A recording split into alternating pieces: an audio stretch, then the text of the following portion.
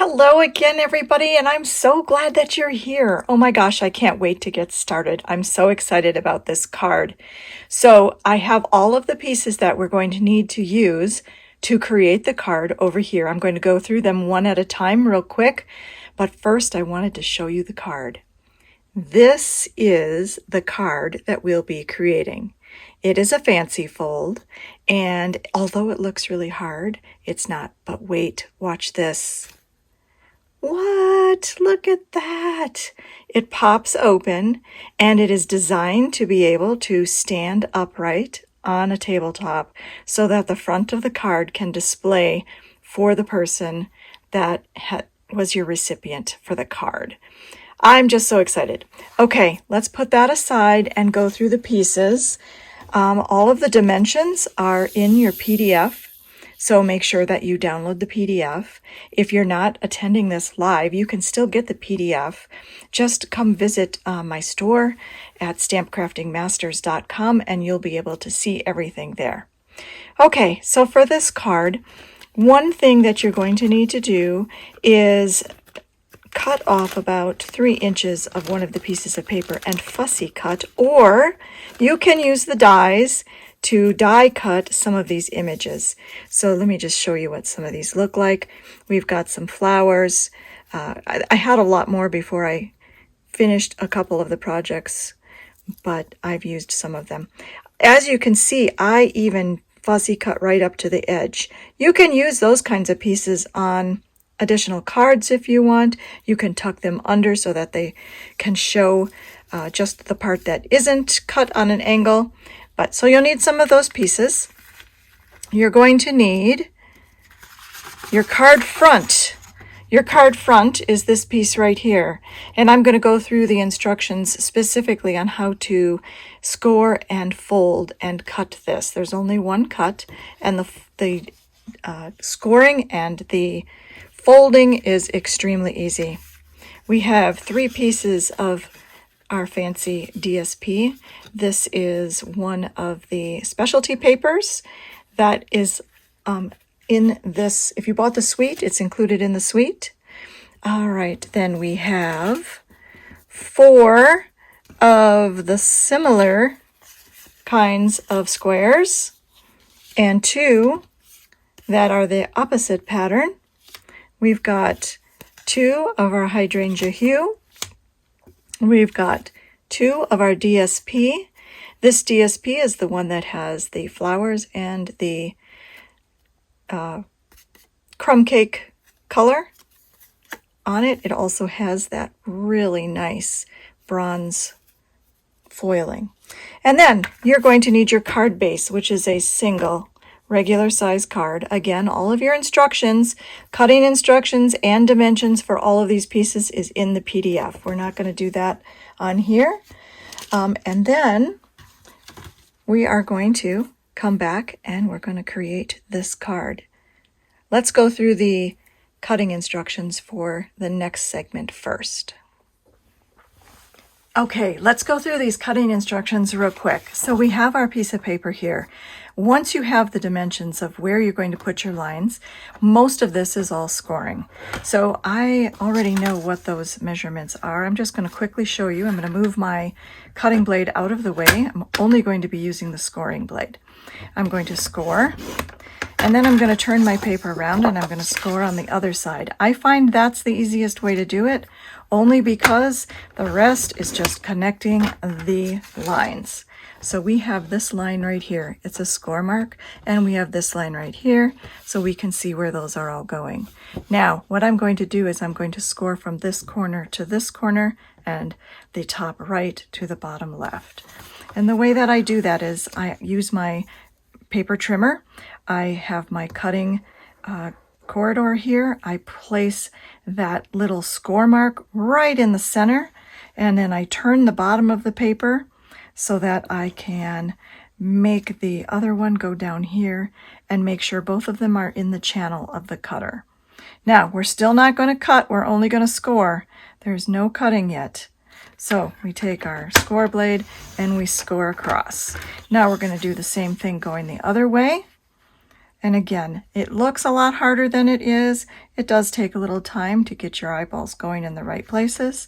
What I'm checking for again, the top where the score mark meets the top edge of the page is going to be in the channel at the top. The bottom one is at the bottom, and we're going to score again. Now, the next thing we're going to do is we are going to find the center of the paper. So we know that this X is in the center of the paper. So I'm going to place my paper here, and I'm going to place that X right down the center. Now I'm not going to score all the way. I'm just going to make a little mark at the top. I'm going to lift my thing up and come back to the bottom, make a little score mark on the bottom. Now, these are just little marks at the top. You can use a pencil if you want to, but make sure you have an eraser that's going to erase it really nicely. I'm just going to use those marks. Now I'm going to use that top mark, and I am going to score to the center over here. One thing. This is where we're going to do our cutting.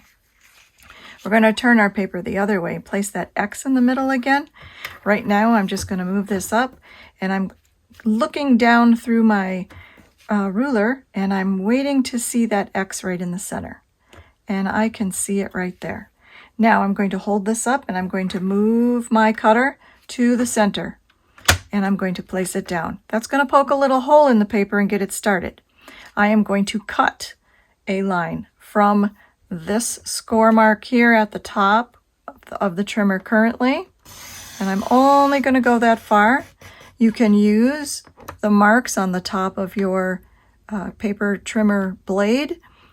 A line goes down on the side over here. You can line that up, look at it from the top if you need to, and then you're also going to come back down and you're going to do the same thing, go all the way to that other mark, and that's it.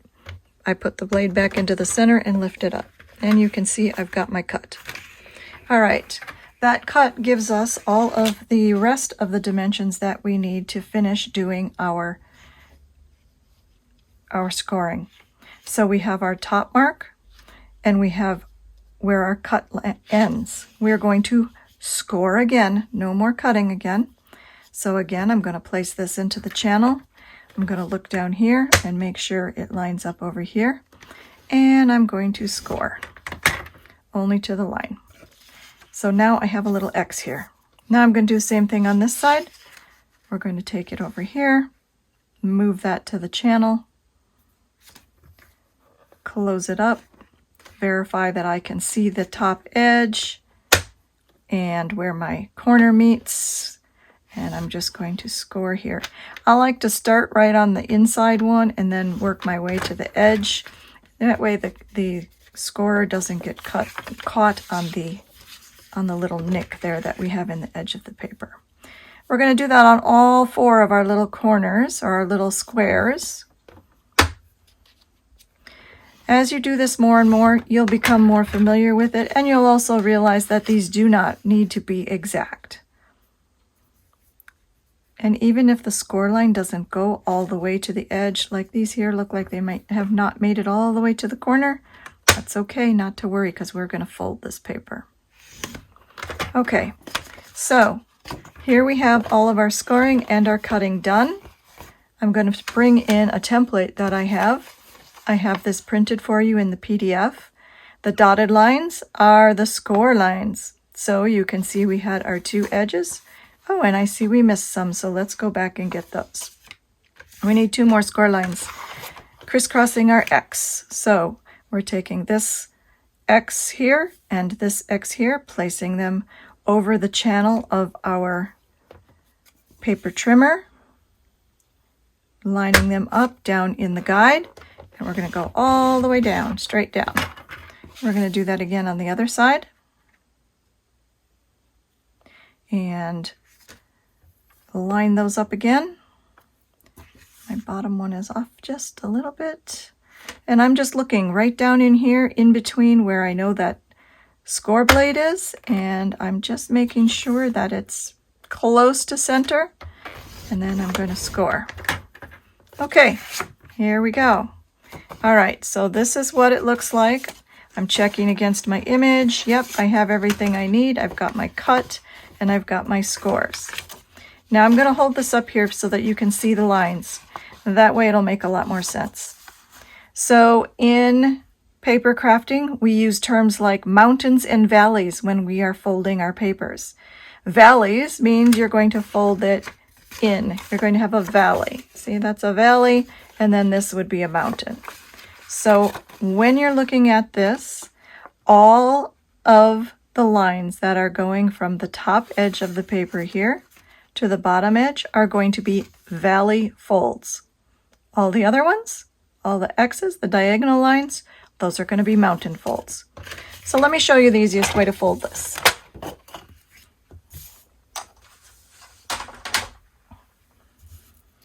I find the easiest thing to do, you're going to valley fold, valley fold, valley fold, and a fourth valley fold. Now those are all of our lines that we're going up and down. So you can see I have valley fold. All right, so now we want to turn the paper over to get our mountain folds. And I only want to fold to the line. So I'm going to stop when I get to that corner. A bone folder works really well here. So you're going to want to do all of them. Again, you just stop when you get there. It's going to all come together for you as you fold and bend the paper. So we're just going to go through and quickly do this. I highly recommend that you do use a bone folder. I'm not going to, just for the sake of time. I did on all of my prototype cards, so my practice cards. So just know that a bone folder is where it's at. Okay, so now we have that done, and it kind of looks like we got some stuff popping. So you just kind of push it around, and you can kind of see that these are all going in, and we're going to eventually fold it under like this and push it under like this, and we have our pop-up diagonals ready to go. Okay, the next thing we're going to do is we're going to cut some of the pieces for decorating our base element that we just got done folding. I'm going to zoom in a little bit so that you can get a clearer picture, and this will also illustrate for you guys how much you might be able to see it a little bit better as far as this channel. So this channel right here is the channel, the cutting channel, and as you can see, I put the point of this square on each of those, and I am going to cut. Again, I'm going to move my score blade out of the way, and because we have a corner, I'm going to start in the middle because I don't want the blade to catch on the corner and tear my paper. So once it is down and in place, it pokes the hole. Now you have a clean place to go, and you have your little pieces. You're going to do this on all 4 of the foil squares that have the leaves and both of the squares that have the grid paper looking design. All right, I'm going to finish this up off camera and be right back. Now that we have our pieces cut, I'm going to zoom back out again just a little bit farther. Now the fun begins and we get to start putting things together. So I'm going to open this finished product up, and you can see the design of how those pieces go on there. So now it's just time to start assembly. The most fun part of any card making, in my opinion. So how many of you guys that are watching have that paper trimmer? That happens to be my favorite Stampin' Up product, by the way. I don't know what I would do without it. Okay, these 2 triangles, or diamonds actually, sorry about that. The diamonds in the center are going to be our focal points. We're going to deal with those later. But what we're going to do now is we're going to use some adhesive glue, and we're going to attach our triangles into all of the triangle areas.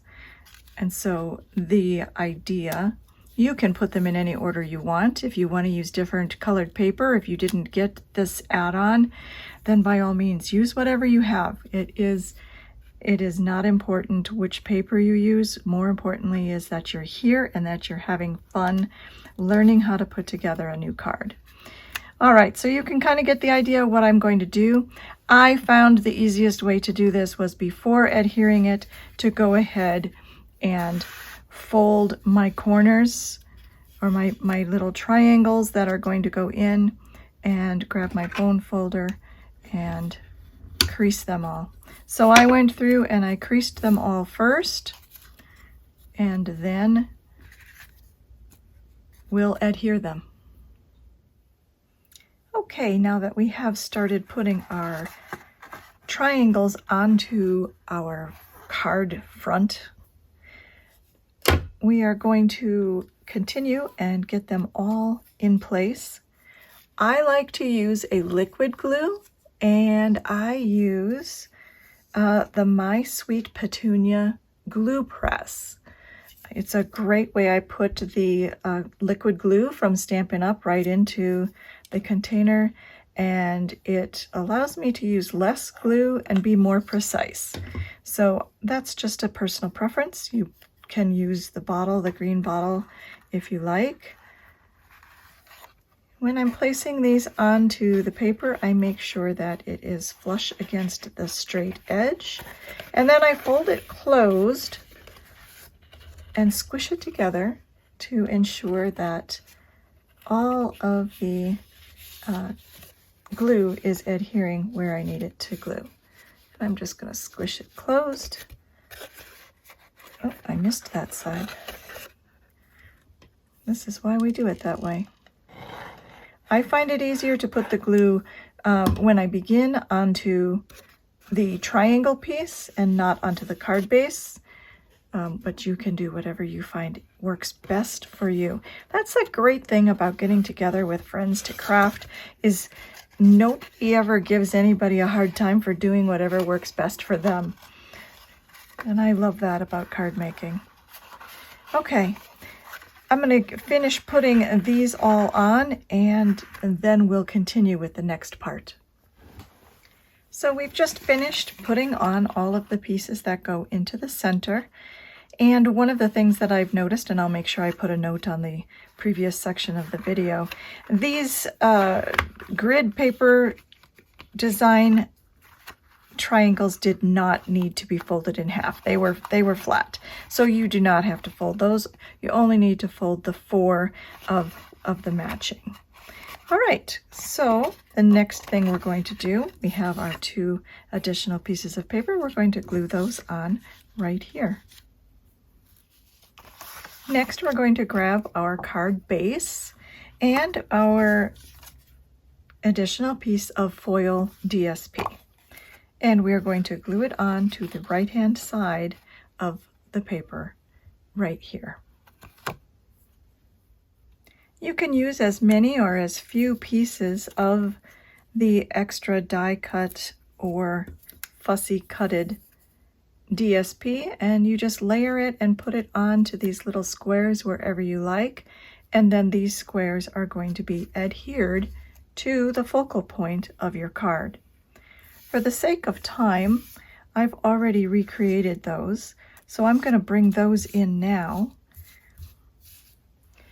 Okay, so I have adhered my 2 focal points, and now I'm getting ready to do my stamping.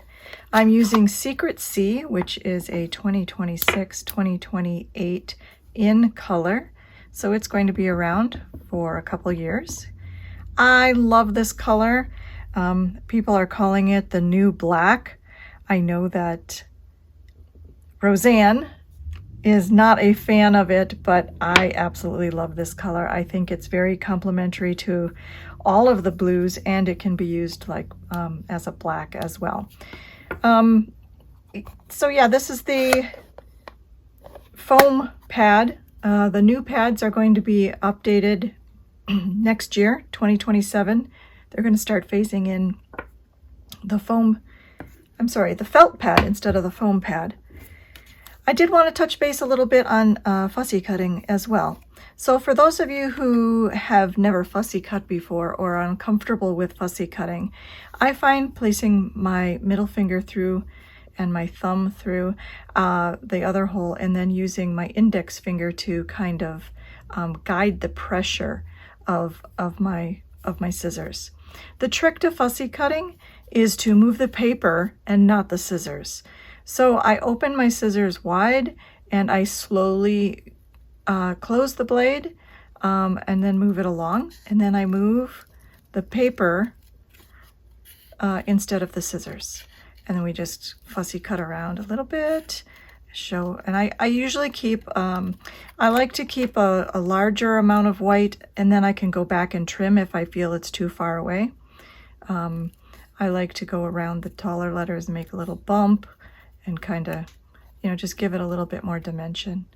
Try to round the corners. It usually looks a little better if you round the corners a little bit more. And that's it for fussy cutting. So I'm going to adhere this up here. I left room on that corner specifically for this. And then lastly, we are going to add a piece of ribbon. Another trick for saving space with, or I should say conserving on ribbon, I like to take it and tie my bow with it still attached to the spool, because then I can tighten it and maneuver it and make it where I really need it, and then I don't have as much extra to take off at the end. So I have a space on the bottom of my card. I'm going to be putting the bow somewhere in here, so I want to make it small enough that it's going to fit in there. And see, I still ended up with a little bit extra there. And I just trim it off. And I like to use adhesive dots. Stampin' Up sells adhesive dots. They're not exactly the same as the ones that come in Paper Pumpkin, if you're familiar with Paper Pumpkin. But they're a little bit bigger, and I like to put them on bows, and I'm going to be adhering this. Let's see, I think I'm going to put it right at the bottom. So I do want to make sure that when you are putting items onto your little blue cards, you don't want to extend above this point. If you did extend up on one of them, just move that one to the bottom, because it can extend up on this one, just not on this one, and not below on this one. So when I place my bow here, it's not going to extend below there. Okay, so that is the stamping and the embellishments. You could also add some of these embellishments. I'll show you the finished card, and you can kind of see where I have put those embellishments. But before we go, there's one other thing that you're probably going, you're like, whatever happened? She doesn't have a card base on there. You're absolutely right, because I wanted to point something out to you. This creation right here can be used as a card just as is. You could very easily finish adorning this, stick it in an envelope, and send it off, and it would be a beautiful card to send to somebody, and they would still be able to set it upright. Now, there's a couple of options to this. That's a little awkward for some people. They might think it's a little too flimsy and they want to tighten it up a little bit. You could. A second alternative is also to use a regular card base like this. And then what you would do is you would flip it over and put your glue on this panel and on this panel, and then you're going to close it up and keep it closed so it would get adhered to the card front just like this. Now it's not going to pop open like this when you adhere both sides down. So this alternative would leave the card like this. It still has dimension. It would still be able to be set upright on a tabletop open. You could have it like this, and then it would, you have to imagine that these are all tacked down, so it's not going to like be so flimsy on the top, but it would just be the card front. And if you choose to do that method, you wouldn't necessarily need to put all of the different foils and papers on the inside, you could have just left it white because that's not going to show. So the card front would look like this, and it would open like that. Now, I did not choose any of those options. We have this card, and the reason I chose this card is because I loved the fact that it opened after you pulled it out of the envelope, but I wanted something to show through this area here. So this is why I created this page.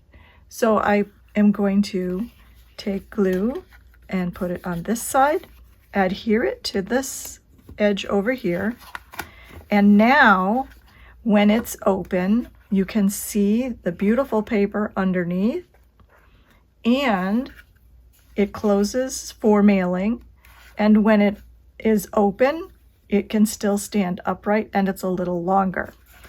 This also gave me more place to write, because not only could I write on this side, but you can write on the back of your card as well, and you have an entire area. And that's why I went with this option. All right, I'm going to bring in the final card and to give you a couple other ideas. So I have put on some embellishments. You could put some more stuff over here if you want to step it up even more, feel free. I'd love to see what you come up with. So when you do use this this lesson and you put something together, please post it in the comments so I can see what you did. I added some additional fussy cut items on my card back where I was going to write, as well as on this side. So when it stands upright, this is the back of the card, and this is the front of the card. I'm really glad you joined me today. I had so much fun doing this. I hope that I will see you on my Facebook pages and in my Facebook group, Stamp Crafting Masters. And I would just love to craft with you again. So come on over, join us, and have some fun.